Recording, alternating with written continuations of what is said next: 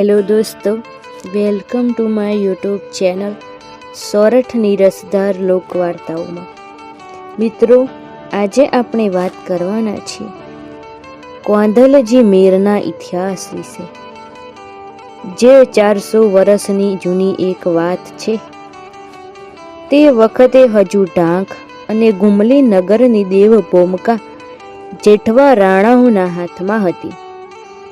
રાણાના દરબારમાં કાંધલજી નામે બરડાના ગામ ઓદળનો એક મેર અમીર હતો. કોઈક કારણથી કાંધલજીનું મન જેઠવાની સાથે દુખાયેલું, તેથી પોતે જૂનાગઢના રાણા દરબારમાં જઈને રીસામણી રહ્યા હતા. રાણા ઘરમાં તે વખતે જેઠવા રાણાની કન્યા હતી. એ રાણીને એક કુંવર અવતર્યો.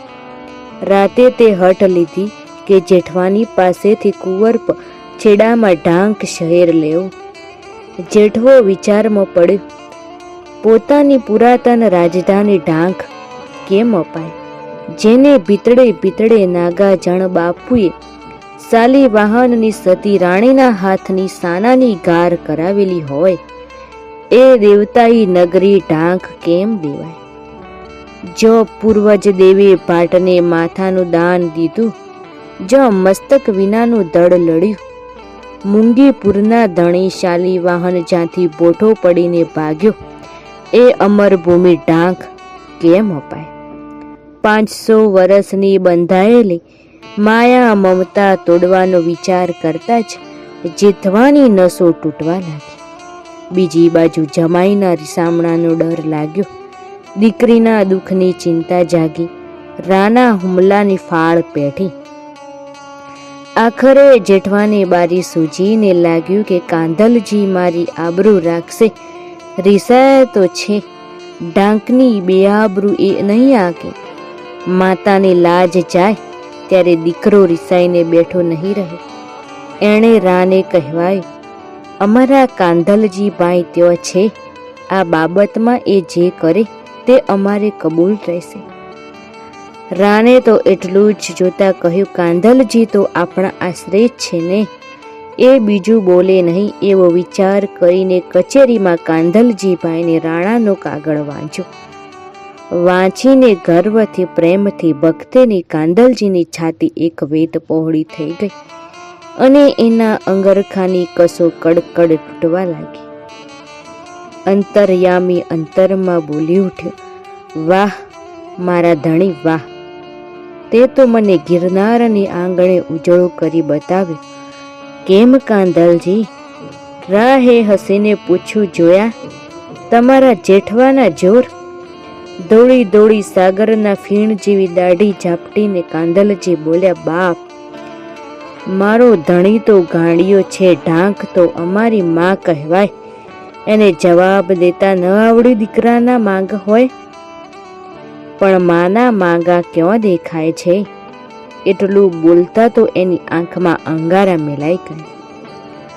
રાનું રૂવાડું ખેંચાઈને ઊભું થઈ ગયું.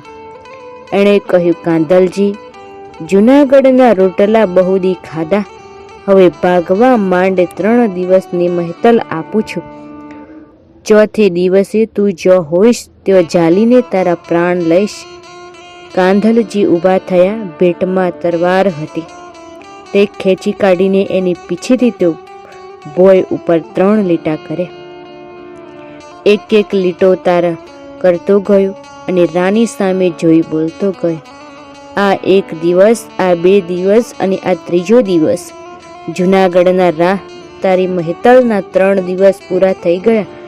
લે હવે આવ, પડમાં કર. ઘા મેરને કરતા કેવું આવડે છે તે જોઈ લઈએ. હા, કાંધલજી બોલતા આખી કચેરી ઊભી થઈ ગઈ. રાયે કહ્યું, તું એમ મારું તો જ જગત કહેશે કે આશ્રિતને ઘરમાં ઘાલીને માર્યો માટે ભાગવા માંડ. ઘોડી ઉપર ચડીને કાંધલજી ચાલી નીકળે. સાથે પોતાનો જુવાન ભાણેજ એરડા. ચાલતા ઘોડીએ વણથડી ગામે પાદર નીકળી. તે દિવસે ગામમાં નવસેના ગોરી વરે પરણવા આવેલા. અત્યારે વરરાજા અને જાનૈયાઓ ગામ બહાર દિશા દાતણ કરવા નીકળેલા છે. ઢોલ ધ્રબૂકે છે ને કેટલાય જાનૈયાઓ પટ્ટાબાજી ખેલે છે. ગામને ગોદરે રમાતી આ વીર રમતો સહુના કાળજામાં શૌર્યના શરણા વહાવી રહી છે. માર્ગ નીકળેલા સેંકડો વટેમાર્ગો રમતો નિરખવા થંભી ગયા છે. એવે ટાણે આ 4-5 ઘોડે સવારો કા ઝપાટા ભેર ભાગ્યા જાય છે. ઘોડીઓના મોઢામાં ફેણ છૂટ્યા છે, ઘોડીઓ પરસેવે નીતરી રહી છે, તોય કા અવસાર એના બેડામાં એડી મારતા આવે છે. 5 આદમીના હાથમાં ઉગાડા ખડજ કેમ છે? દોડી જઈને 900 ના ગોરી વરરાજા આડા ફર્યા. ઘોડીની લગામ ચાલી રાખી ચમકીને કાંધલજી બોલ્યા, તમે મને ન ઓળખો છો? નાગોરી કહે, ઓળખીએ છીએ, તમે અમારા મહેમાન. એ જ મોટામાં મોટી ઓળખાણ. ગામને પાદરથી આજ તો તમ જેવો મહેમાન કસુંબા લીધા વિના ન જઈ શકે. કાંધલજીએ કહ્યું, ભાઈ તમે તમારી મેળે જ હમણાં ના પાડશો? મારી વાંસે જૂનાગઢની વાહ ચડી છે. ત્યારે તો ભાઈ હવે રામ રામ કરો. હવે તો જઈ રહ્યા જવા દઈએ તો નાગોરીની નજેતામાં કંઈક ફેર પડ્યો ન જાણે. અરે બાપુ, તમારે ઘેર આ જ વિવાહ છે? ગજબ થાય છે, ગજબ. વિવાહ છે માટે જ ફૂલડદે રમશું. કંકુના થાપા તો વાણિયા બ્રાહ્મણના વિવાહમાં હોય છે, આપણને તે લોહીના થાપા જ શોભે. નાગોરીઓએ આખી વાત જાણી લીધી. કાંધલજીને કોઠાની અંદર પૂરી દીધા અને 900 મીટબંધ નાગોરીઓ ગામને પાદર તલવાર ખેંચીને ખડા થઈ ગયા. જૂનાગઢની ફોજ આવી પહોંચી. સંગ્રામ મચ્યો. સાંજ પડી તેઓ નવસારીઓએ મેઢળ બાંધ્યો. વરરાજાઓએ લોહીની કંકુવાણી પથારી કરીને મીઠી નીંદરમાં પડ્યા. કોઈ કદીએ ન જગાડે એવી નીંદરને નાગોરણીની સુવાળી છાતી ઉપરે ન આવત. કોઠા ઉપર બેઠા બેઠા કાંધલજીએ કસુંબલ ગરચોળાની જોબનવતી નાગોરણીની હિંબકા ભરતી ભાળી મૂળિયાના મોતી વીંખતી વીંખતી તણુઓના વેણ સાંભળ્યા. આપણા ઘણીઓના કાળ હજી અહીં બેસી રહ્યો છે. એ સાંભળીને કાંધલજીએ કોઠા ઉપરથી પડતું મેલ્યું.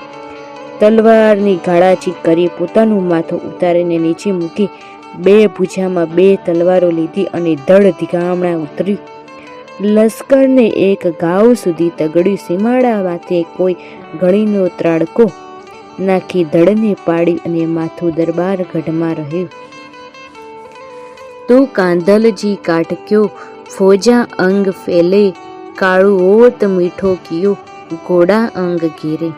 હે કાળુ મીરના પુત્ર કાંધલજી, તું ફોજ ઉપર તૂટી પડ્યો અને તારા થોડા ઘોડે સવારથી તે શત્રુઓને ઘેરી લીધા અને સૌથી સરસ તો ભાણેજ ઈરડો લાગ્યો. હરમ્યું ઉતર્યું હરખથી કાંધલને જોવા કોઈ, નાગોરી વર નોય અપ્સર વરીનો તું ઈરડા. કાંધલને જોવા સ્વર્ગમાં હુરમો અપ્સરામાં ઉતરી. અપ્સરાઓને એમ લાગ્યું કે આ યુદ્ધરૂપી લગ્નમાં નાગોરીઓનો વરરાજા નથી લાગતા. ખરો હો, વરરાજા તો ઈરડો લાગે છે, ઈરડો. એથી અપ્સરાઓ ઈરડાને પરણી. બુડાધર બરડા તણી, લંગરી વઘારી લાજ, કાંધલ આડો કમાડ, આંબો થયો તું ઈરડા. હે ઈરડા, તે તો બરડા પ્રદેશની કીર્તિ વધારી હો. તારા મામા કાંધલજીની આડે તો કમાડ રૂપું બનીને રક્ષણ કર્યું હો.